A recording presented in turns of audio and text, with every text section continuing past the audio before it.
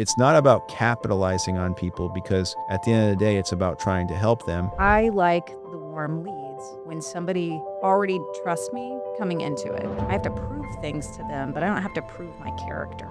I remember one house I bought in Warwick, it was just horrible. I saw the vision on it and I sold it. I made almost like $200,000 in profit. I find in real estate, the people that are attracted to you are gonna like your frameworks. What was it like for you getting off the ground as a real estate agent at that time? I was a stay-at-home mom for 7.5 years, Gotcha. and then I got divorced. So I went to work for a catering company, which I've never done before, but I was like, sales, I can do sales. And they went out of business within 6 months. So she fired all of the employees, myself included. And that was right after I had gotten my real estate license. And so I said, well, forget this. I'm gonna try to make this real estate thing work. Well, yeah. Welcome to the Real Vision Show, where the game of real estate is all that we know. Step inside the booth, conversations that inspire. We talk keys, deeds, and that property empire. From first-time buyers to investors with a plan. Real talk, real lessons from the real estate race. Delighting out. What's up, everybody? Here at the Real Vision Studios Podcast Center. Real Vision Properties is the #1 real team in the state of Rhode Island, southeastern Massachusetts, and Connecticut. And we're sitting here today with my partner, Jeff Infante, to my left, my compañero de negocios, and one of our best, actually our brightest agent, Jess Powers, to my further left. Jess is an agent who specializes in all 3 states that we cover, which is Mass, Rhode Island, and Connecticut. She's got an incredible business. Transferred over to our company from eXp Realty this year, brought her wealth of knowledge with us. She led the women's event in our office. She is our leading producer for sales units and volumes in our office out of nearly 100 people. And she's just a fantastic person. Little known fact about Jess, she actually transplanted to the state of Rhode Island from Missouri by way of Texas. You went to college, right? And so we're going to sit here today, talk about the market today with Jess Powers, talk about her evolution as a realtor, and let's kick it off. Tell us a little bit about where you grew up and how you got started. That was a handful. I know. I'm doing my best, man. I know some of that. Did you make some of that up? Well, I know you pretty well. Actually, a lot of times I do a lot of research for this, but I just looked a little bit of the background stuff up before I did that. So, there you go. Yeah. Remind me when you got your real estate license? 1974. No, I'm just kidding. 2009 was when I started. 2009. Yeah. Okay, and I started in 2014. 2014. I remember. Same 2009. Oh, you did? Okay, I didn't realize that either. Yeah. Okay, nice. Yeah. I remembered you kind of coming on the scene and showing up, sometimes you just get a feeling like somebody's going to be good. Like at the time you started, I was breaking into being, I guess, what you would call established, and I started in the short sale foreclosure days, and I think a lot of people started during that era who have become relatively successful in the market, and it just built character, you know. But I remember seeing you start to come up. And then when did we do the sale in Coventry for your house? That was 2019. So we started, I put the offer in 2018, right? Yeah. It was. I put the offer in, and then he died the next day. It was a short sale. This is Jess Powers' personal house. And she did an amazing remodel there. I haven't actually been in it since you finished it, but I want to change that. So yeah, so we had a seller. It was a short sale property with a cesspool that was probably like 10 feet from a really nice river in Coventry, or Situate rather. And so there were a lot of complications there because just replacing that cesspool. Did you have to take that deck out in order to do it? No. No, okay. So you're able to go around the deck somehow and replace a cesspool, but there was a short sale. Then the seller died. It remained a short sale. So then the estate had to sell you the house. How long was that process? It was like year and a half? A year, year plus. Yeah. But honestly, it was something that made us become friends, even though I don't think we ever met at the actual house once, right? Like, but it was something that really gave me a lot of respect for you. Number one, for being willing to bite off that project and having the vision, because it is an incredible piece of property in a beautiful location. And then number two, just like the stick-to-itiveness and the never getting mad, always just staying calm, always, there was this business, especially short sales, for anybody who remembers the short sale area, it could be infuriating, like you're working for months and months and months, and the bank comes back to you after making somebody do so many piles of paperwork with a total non-starter, and you're back on the market, So that was just a transaction where I mean, the pay per hour or whatever, as they say, was not very high. But Don't do the math. yeah, don't do the math, right? But the actual reward of doing the business, learning, going through the process, and now 6 years later, we're in business together. So I was so completely naive about buying that house also. right. I mean, I had no idea what I was doing. I just fell in love with that house. You know, I showed that house to a client. That's how I found that house. And then they pass, and then you were like, okay, And- since and they're I passing walked- now, yeah. and I I had a similar walked onto the experience. deck, and I was like, oh my God, I hope they don't want it. Yeah. Because I loved it. And you know, my kids and I and my partner would kayak on that river all the time. So Right. that's when I walked across that deck, and I was like, oh my gosh, it's our river. And I just had to have it, but I had no idea what I was doing. And it has helped me immensely with clients. And I will tell people all the time, okay, here's what the mistakes that I made. Let me help to inform you better than I was informed. And I will tell them, you know, I mean, that house had everything. That house had mold. Right. It had squatters that lived there for a while. Yep. Graffiti on the They walls. couldn't get them out, right? Like it had Yeah. everything. Oh my God, what a nightmare. But we loved it. And I was, you know, thank God 2020 and 2021 real estate market was so hot because I had no plan for how to renovate that house. You needed the cash. I So didn't like, have a budget. yeah. I was just like, oh, but, you know, we'll just do a couple. We'll paint. Paint will go a long way. Right. Not in that house. I've been there before. You're like, Didn't need you're everything. everybody thinks you're making great money, but literally you're getting your check for $15,000 in commission, and $6,000's going to the plumber, and $4,000's going to the electrician, and $3,000's going to this, and then you got like, you know, $1,800 and some lint in your pockets left, and you're on to the next one. I do feel like sometimes I'll even refer to myself as like an unrealistic person. As like a dreamer, as like a person who will. I don't like to go all in. I don't like to bet everything. I don't like to bet the farm that I'm going to do something. But I'll bet everything I brought to the casino with me that day. You know.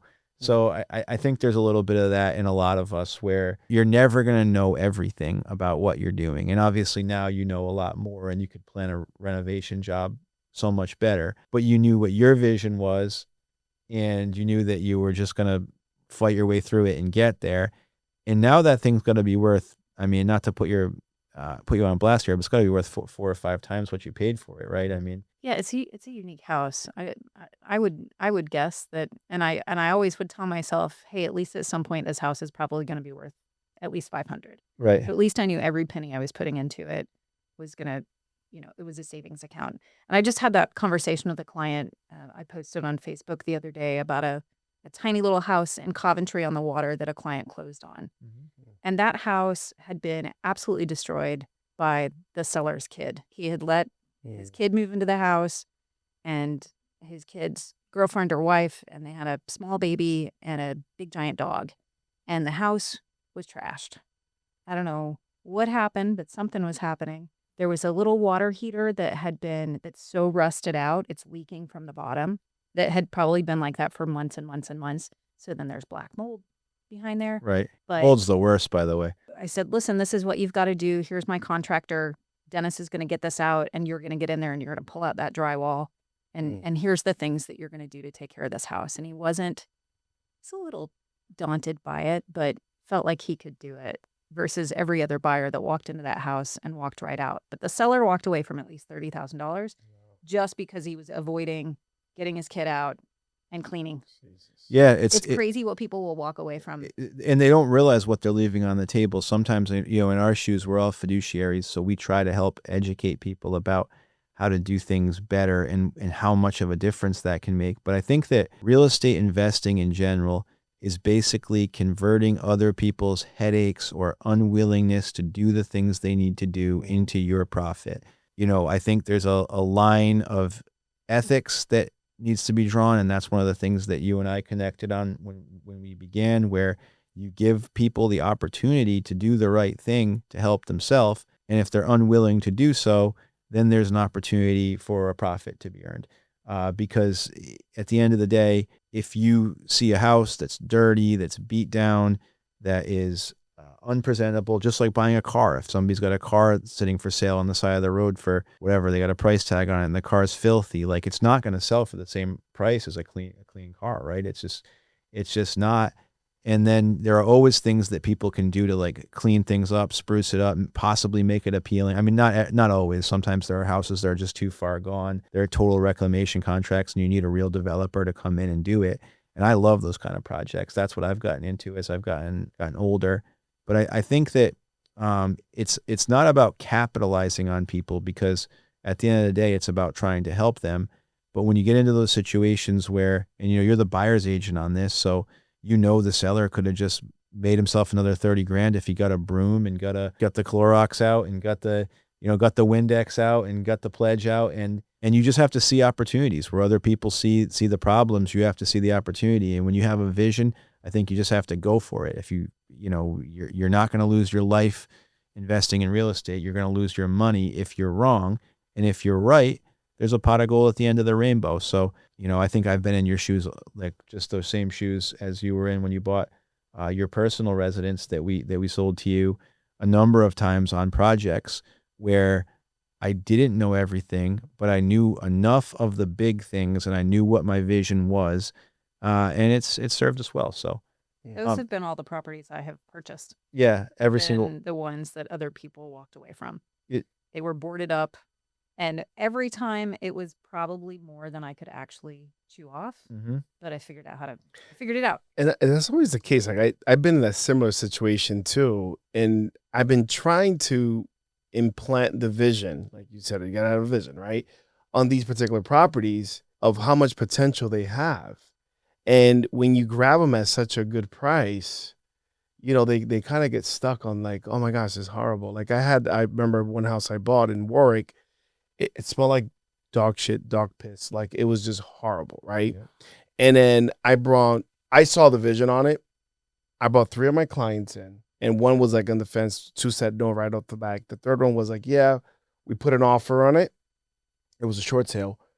3 months later, she's like, Jeff, I don't want the house anymore. I'm like, what the Yeah. So I said, you know what? I'm going to freaking buy the house. I put the deposit and I bought it. And that house, I lived there for 4 years, actually. I sold it. I made almost like 200,000 in profit I made. And that profit transitioned over to my house and The big house. Francis Yeah, that I Robert bought. Francis, yeah. So I was like, hey, all worked out, Some people, I had a house under contract yesterday for a client on the west end of Providence. And it's the same thing. The seller is walking away from probably $50,000. And I talked about this with the listing agent, and she's pulling her hair out a little bit, but the buyer or the seller just doesn't have the capacity to do it. But really, $5,000 in paint and cleaning, and you would have sold this house for $600. Instead, you're selling it for $530. right. And if my client had passed on this, I was thinking about buying it because it would, I could convert it into a 250. right. It's just, Yeah. and that's It's that's part of being in the business. you developers will see the vision, will see the opportunity in something where other people see a pile of dirt, or they see a dirty, stinky house, or they see an old beat up mill building or whatever. And that vision, I think, is really important. And so I'm glad you can share that with your clients. I mean, I think it's one of the strengths that you have. Let's talk about how you got to Rhode Island and relocating to this state in 2001, right? You came here and you started in real estate in 2014. So what did you do leading up to real estate, and how did you build connections? A lot of people will feel like if you're not from a certain area, it's hard to be a real estate agent because we all rely on our spheres of influence. I have found this from observation, even though I'm a local to Rhode Island. I grew up in Rhode Island and I'm a relatively successful real estate agent.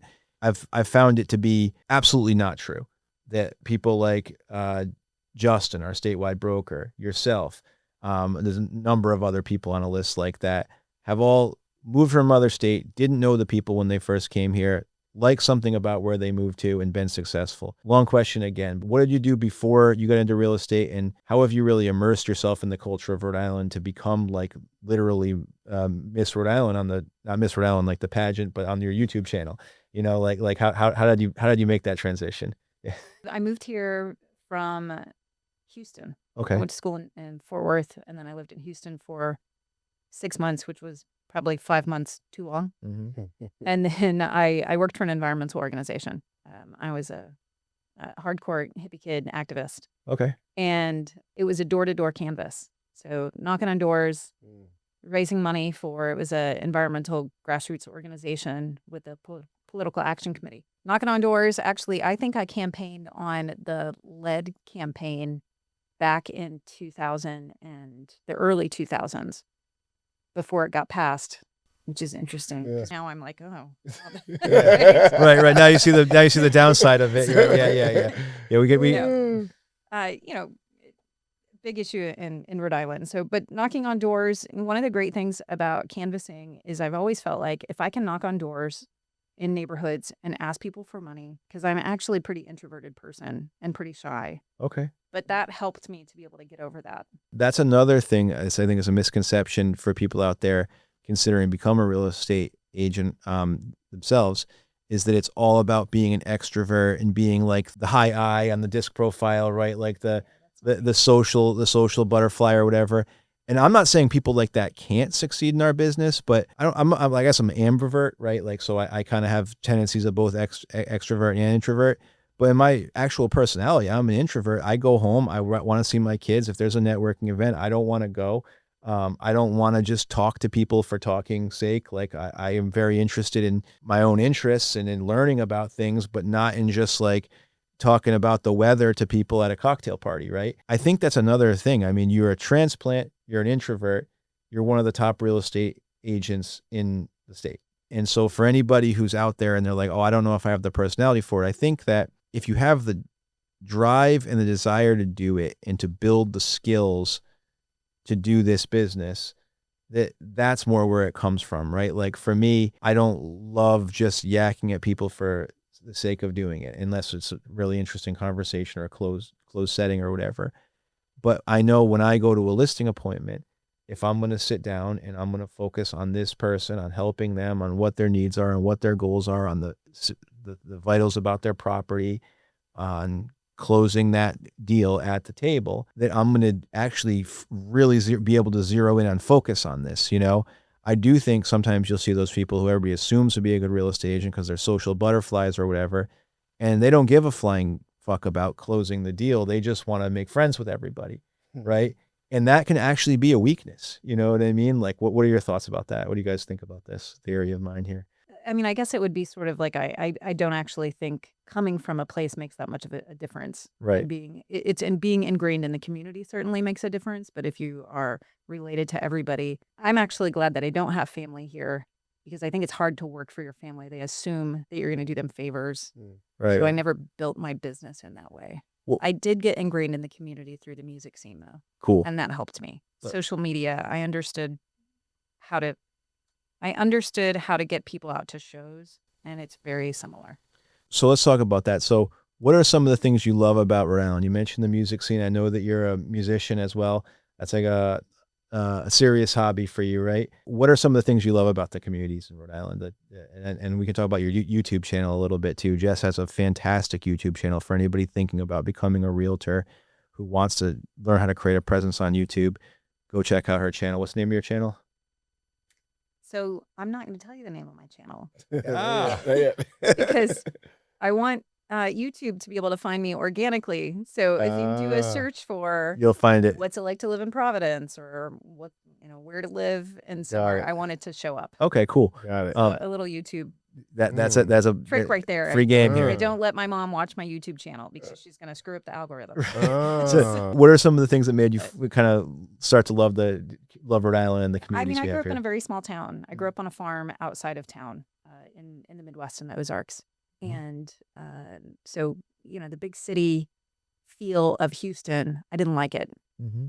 I loved Fort Worth because it was very much like Providence, very easy to get around. I love that in Rhode Island, I live 25 minutes outside of Providence, but it's very easy for me to get anywhere. Right. And it feels like you're in a different place. Yeah. The East Bay has a very different vibe than Providence, very different vibe than South County, very different vibe than the western part of the state. And you only have to go 20 or 30 minutes and you feel like you're in a different area. Right. So I really like that aspect of it. I love that our food culture here is so good. I didn't grow up with that, but it has become part of what I love. Right. And I think it's really easy to get to know people here. I love that about the small town vibe. So even though I'm not from here, there's that 2 degrees of separation versus 6 degrees of separation everywhere else. I mean, how many people do we know in common? We know a ton, yeah. I And meet people all the time, and those threads are very easy to find. so it's like the way it was at the Kevin Bacon game or whatever, the 6 Yeah. degrees of separation, but now it's in Rhode Island. It probably, you're right, it probably is like 2 or 3 degrees of separation. I And think that also makes it easier if you're in sales. yeah, It just makes it a little bit easier to, that word of mouth. Right. And you have that social currency with people. so the diversity of the people, diversity of the culture, diversity of the food scene. I do think that we got that locked in at Rhode Island, and actually here at our company, Real Vision Properties, is sort of a microcosm for that, right? Like Absolutely. our company kind of looks like the quintessential college poster or whatever, right? Where you got the different nationalities and different points of view in life all represented under one rooftop. So transplant, from shout out to Missouri. I got family actually in that area too, or step kids or however you want to ascribe to that. Went to Texas. Texas was not for you. Texas is probably the opposite of Rhode Island, although I feel like we think we're Texas with the amount of school administrators and fire marshals and stuff like that we have out here. Like we could probably cut that number in half, but that's for a different podcast. When we bring the politicians in, I always make sure I point this out to them. Started with the environmental group, end up a real estate agent 2014. What was it like for you getting off the ground as a real estate agent at that time? So I got fired from a job. Okay. First I worked for Waterfire. So actually I was a stay-at-home mom for 7.5 years. Gotcha. And then I got divorced. And that there's what happened in the middle of that. Right. Surprise, you're pregnant, as things would happen. And we made a really good effort at trying to be a family unit, but realized that we were better off co-parenting. Mm-hmm. And so I needed to get a job, which I had wanted a job. That was part of why my marriage probably didn't work very well. Being a stay-at-home mom was not a good fit for me. Right. Okay. I tried it. It was not a good fit. I felt very lonely. And we lived in Wrentham, Massachusetts, where the average parent was probably 40. Yep. And we were in our early 20s. So we just had no peers that we could connect with. So, and in the meantime, I had joined a band in Providence, and as some sort of outlet. And so I went to work for Waterfire for about 1.5 years, but realized, because I had previously been in the nonprofit sector, but there is a cap on incomes for nonprofit unless you are the executives, in which case the income is pretty decent. And it was too wide of a gap. And it's not to say that that's a Waterfire problem. That's a nonprofit problem. Okay. I saw the spreadsheet. I saw everybody's incomes, and I realized there was no long-term plan for me. And how was I ever going to actually be able to afford life? Right. In the meantime, my ex-husband had bought me out of our house. And instead of buying the condo that he wanted me to buy, I bought a multifamily. I had read Rich Dad, Poor Dad, which, that's Robert Kiyosaki. Yeah. Shout out. Yeah. a lot of entry Yeah. point for people. So I understood the math, and I understood how that would make a difference. So invested that money as wisely as I possibly could. And that was such an important stepping stone for me. So that was before I got my real estate license. So I bought this cute little 3-family next to Jeffrey's Florist on Marshall Street on the West End. And the 2 units more than paid for the mortgage and the taxes. So I knew as long as I've got that stability, I can figure out what I want to do next. So I went to work for a catering company, which I've never done before, but I was like, sales, I can do sales. And they went out of business within 6 months for lots of reasons. So she fired all of the employees, myself included. And that was right after I had gotten my real estate license. Mm. And so I said, well, forget this. I'm going to try to make this real estate thing work. And I think that was another important key for me because I didn't have 1 foot in and 1 foot out. And I think, and I've seen that, it's very hard for people in this business, if they've got a part-time job, Right. to really immerse themselves in the learning. And you have to learn before you can earn. Right. In this business, people aren't just going to be like, sure. I mean, maybe they will. People don't realize, oh, sure, Jess, you're my friend. we're going to buy a house. That's how my first several closings went. And now I look back and I'm like, my God, I had no idea what I was doing. They I had no idea what I was doing. They say experience is what you get when you didn't get what you wanted, right? Yeah. I'm glad I didn't make any huge mistakes, but I just look back now at my first probably even 2 or 3 years. I had a great broker and he could answer any questions. And I think I had good instincts for this business. And I certainly cared about people. But gosh, there was probably a lot that I missed because I didn't have great training. Right guidance, yeah. I wasn't at a brokerage that offered agent training whatsoever. Zero. Do you still get business from the nonprofit sector, from your contacts there and from the work that you did? No, not directly from that. Well, most of your business is referral based though, right? It's all referral based. Okay. Talk about that. Like what I mean, Yeah, I tried Zillow leads briefly because I was at a different team before I jumped over to Real. And frankly, I hated it. I like the warm leads when somebody already trusts me coming into it. Mhm. And I have to prove things to them, but I don't have to prove my character. Right. And they're not looking to bait me. And I felt like with Zillow leads or other paid leads, I'm just not interested in it. So when somebody says, hey, you worked with so-and-so and they said you were great. A lot easier. Amazing. Transition. Now, if Right. somebody is interviewing multiple agents, Yeah. no problem with that because I think, frankly, it's a smart thing to do. You Right. probably should talk to 2 or 3 agents, Absolutely. whether you're a buyer or a seller. But I know that I can win almost every time because of the amount of information and resources that I provide people that I know other agents don't do. So you're big into the education side of the business with your clients, and also thanks for your time you've put into our agents too, which has been received with like standing ovations each time Absolutely. you've come in here to teach. Oh, yeah. What are some of the things that you do to help prepare buyers and sellers, or to show value / win the listing / get them ready? I mean, it's all kind of merged into one goal, right? When you sit down at a listing appointment, it's like you want to get the listing. You want to tell them the right things, that not just necessarily what they want to hear, but what they need to hear. You want to get them prepared and start to get control of the situation, because eventually you're going to be the one driving the bus and they're going to be telling you which way to turn, basically. And hopefully they don't turn you into a brick wall, right? And then you're also priming them up to be part of that future referral base. So what are some of the things that you do to accomplish that when you sit down with a client? Buyer, seller, doesn't matter, either one. I'm always evolving and trying to find the perfect amount of information, because there's definitely that, is there too much information versus not enough information? And I don't know that I've ever perfected it, but I keep striving for that. You're using like Loom and stuff So, like that, right? Yeah, and Loom is my favorite, That's one of my favorite Very things easy to use. use. So Yeah. anytime, and I tell all my clients, well, first of all, I have a buyer consultation. If I don't have a buyer consultation, it makes everything else very difficult because they don't have that prep and they don't know what they're doing. And that makes people much more overwhelmed. And too many people try to skip those steps. So I'll always try to reel them back in to say, hey, let's go back to the beginning. And if somebody doesn't want to go through my process, I'm probably not the right agent for them. I like that. Sometimes form problems at the end. So, but those that do want to start for me from day one, I have a whole home buyer boot camp that I put together, and it's, here's what you do to get pre-approved. Here's the lenders that you're going to talk to. Here's the questions that you should ask a lender. Here's all of this getting ready. Then my step 2 is, okay, great. You've got your pre-approval in hand. Here's what we're going to do for showings. Here's how this structure looks.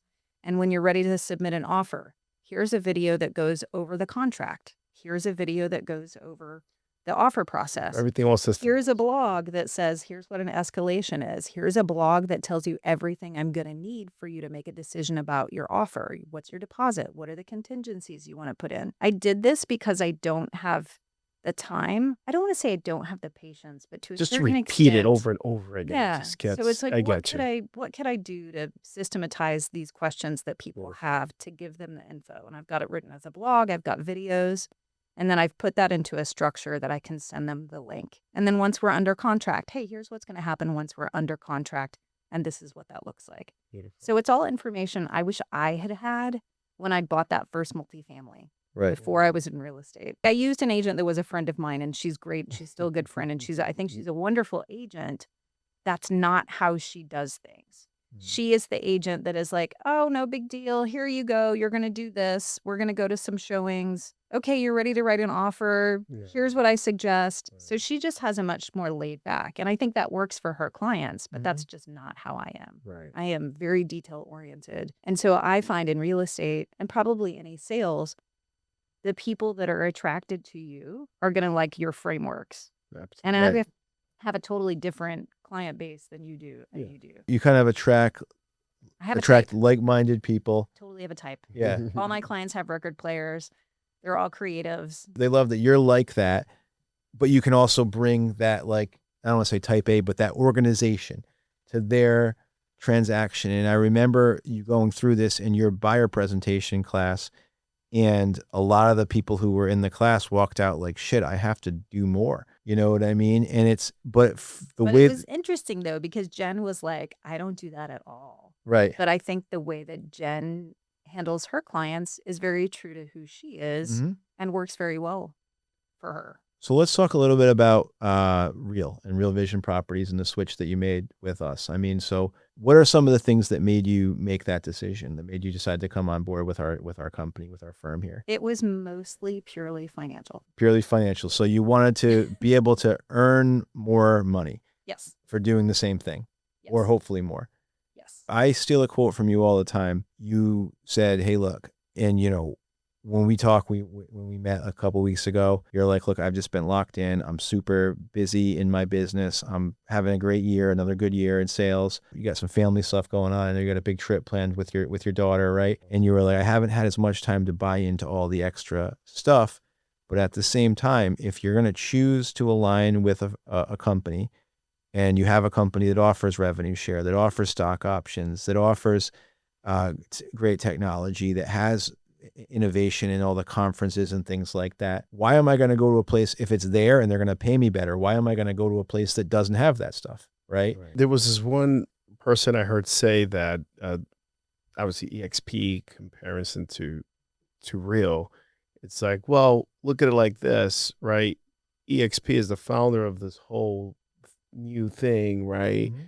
And I said, yeah, but it can always get better. Right. It's like, you know, they created a first invention, and then later on, you got other inventions that are a lot way better than the first one. Right. They just pick up on that. But again, I was just like, well, if you think it through, Keller Williams was actually really the original. Oh, the original one. Yes. Of the model of team growth, providing Keller Williams didn't do revenue share, they do profit share. Yep. And agent empowerment. Right. Before that, the model was broker empowerment. If you're working for an agency, the broker is basically the figurehead. And I guess this is an interesting time to be talking about this, because Compass just bought 4 or 5 of the biggest legacy C21, Coldwell Banker, ERA, I think Better Homes and Gardens, Sotheby's.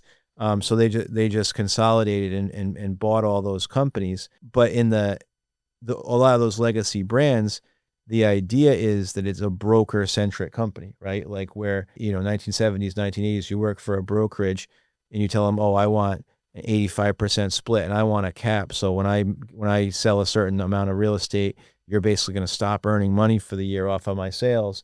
And I want to get a piece of the action from the people that I bring into the company. They're going to laugh you out of the building. But actually that was actually KW. It started to reverse some of those models and made like an agent-centric company and made the growth of teams possible. So I do look at Real like our company, our parent company, Real Broker LLC. They are part of that evolution and part of that story of now just giving more to agents. Right? Absolutely. Of being able to offer more value, of being able to give you a piece of the pie. Like if you bring somebody into this company and they sit down and they like what we have to offer, they like our podcast studio, they like all the bills that you and me have to pay, right? Like they're going to get a piece of the pie. And we're okay with that because we're looking at a scalable model. We're looking at a model that we want to be one of the biggest, if not the biggest player in our state. And then we want to be expanding into other states. So absolutely. And I know we're running short on time. And one thing I want to ask you, Jess, is, and one of the things that I've been noticing, I may have my own answer to it, but I wanted you to give your opinion on this. Agents move around from different brokerages to brokerages, they feel, obviously, I think the brokerage does somewhat to do, right, in compensation wise and to some extent. But I think overall, I think they have to put from themselves as well, right? I just had, some agents that left, but they weren't putting part of their side of effort, right? Mm-hmm. What would be an advice or that you would say to a new agent that just is there in the company, just stagnant, not doing anything, but sort of complaining a little bit? But what would you say to that person? Like, what advice would you give them? They have to be someplace where there's solid training. But at the end of the day, if somebody doesn't have business in one brokerage, I think it's hard to imagine that they're going to find that elsewhere unless they're willing to go to a team that offers leads, in which case they have to be willing to give up half of their compensation. Right. I mean, really, that's what it comes down Yeah. to, because most brokerages, they are not going to give you leads. If they do give you leads, it's going to have to be very solidly a 50-50 split. And that, that's the team that I left at EXP. I didn't need it for the leads. I had hoped to be able to build a team here in Rhode Island. Building a remote team that's based on somebody else's model is very difficult. Not impossible, but where I was in my life just wasn't possible. And the agents that I did have, they left because they weren't willing to do a 50-50 split. I wasn't getting the other 50 that was coming from the team. Mm-hmm. But guess what? Now they don't have any business. They went elsewhere thinking that, I'll go elsewhere because that will make the difference. And that other brokerage that they went to has the marketing, and it's boring. Nobody cares about that. That is not they think that's what marketing, that's Right. not what marketing is. So if you cannot get business from yourself, then you have to be willing to go somewhere that does a 50-50 split. And if they don't do 50-50 split, then they are selling you a bag of lies, because it doesn't make sense financially for somebody to foot the bill for Zillow Flex or Zillow Leads or anything else unless there's a good compensation model. And with a team model like that too, for agents who are in that situation that you just described, Jeff, I mean, you got to think like even that you can run into a brick wall, because if you're a team leader and I run a team, and you're giving somebody leads and they're not following up, they're not converting, you're going to Correct. stop giving them Right. leads. Absolutely. You know what I mean? Like maybe you'll see people just kind of hanging out and they're still on the team, but they don't get any opportunities or any at-bats anymore.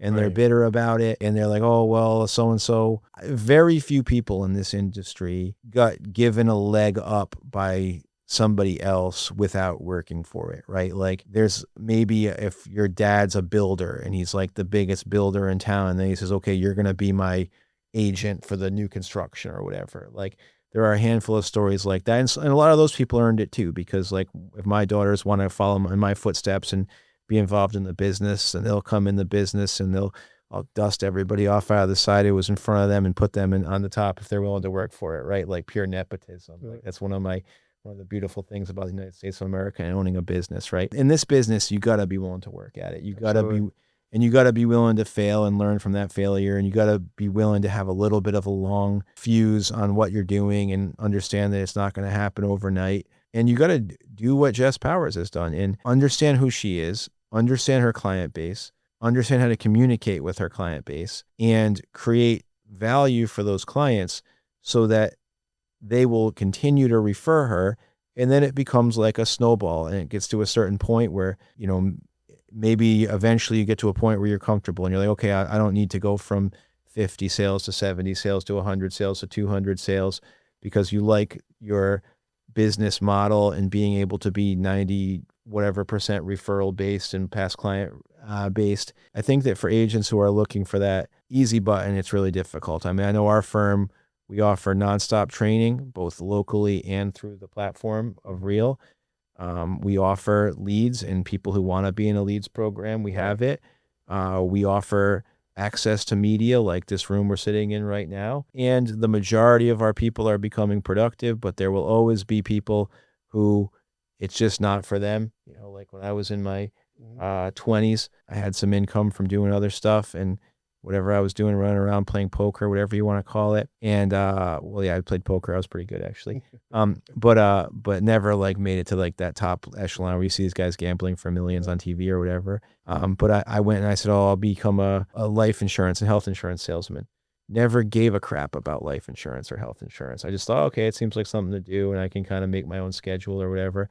I don't think I sold one dang policy. And they would bring me in the room and they'd be like, oh, this guy seems good. He's going to be good. Like, he's good at talker. He's got a good personality. He's tall, like he can do it, like if you're tall, he gives you an advantage. I read that before. It's about an income advantage or something, And then I sold Kirby vacuums before. I don't even think I sold one Kirby vacuum. I have a beautiful relationship with my parents.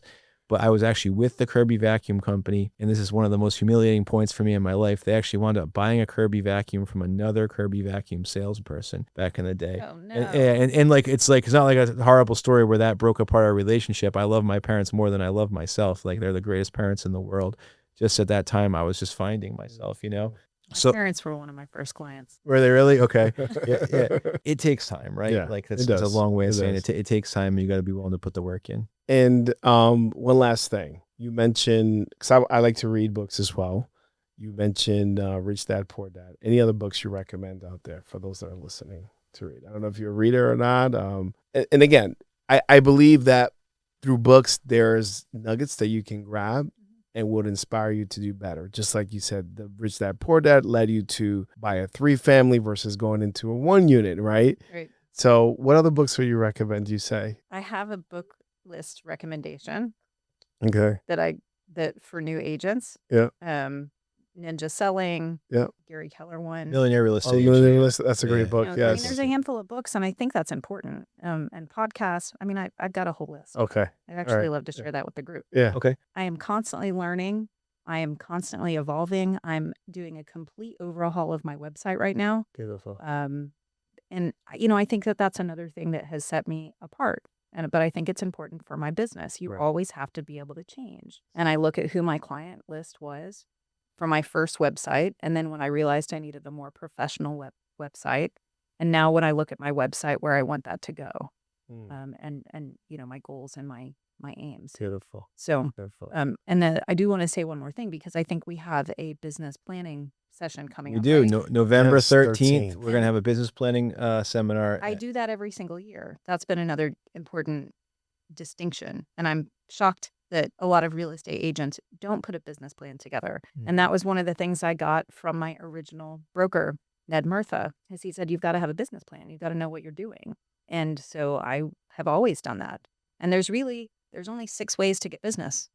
There's a million different ways within those 6, but in the major 6 headings. And just breaking that down to figure out where you want to be and where you want to, people say you've got to have a niche. Well, if you try to be everything all at once, we're Right. going to end up being nothing. Correct. And Right, so being able to figure out what that business plan is. So I'm excited to be able to That's help with beautiful. that, because That's I think nice. it's been important in my trajectory. Awesome. Absolutely. And for people who made it to this part of the podcast, I would say definitely like us on YouTube or like it on Facebook or wherever you're watching, Instagram, whatever it might be. Probably YouTube for the long form. And that business planning clinic is going to be November 13th at Circe Prime. We're putting together a really great cast of characters and education about all aspects of the business, and then wrapping up with a clinic led by Jess about creating your own business plan. So if you're an agent with any company whatsoever, or just interested bystander thinking about becoming an agent, we're going to have an open forum for that with more details to come. Probably around the time this podcast gets cut, you'll start to see the marketing for the actual event. So keep your eyes out for that. It's going to be a Yes. really good one. Well, Jess, thank you very much for your time. Yeah, It thanks was for a having me. pleasure. It was awesome. Thank you, Matt, as well. Gracias. Thanks for inspiration. Keep doing what you do. So glad to be in business with you. All right. Awesome. Until the next one, guys. Peace out. Riding up.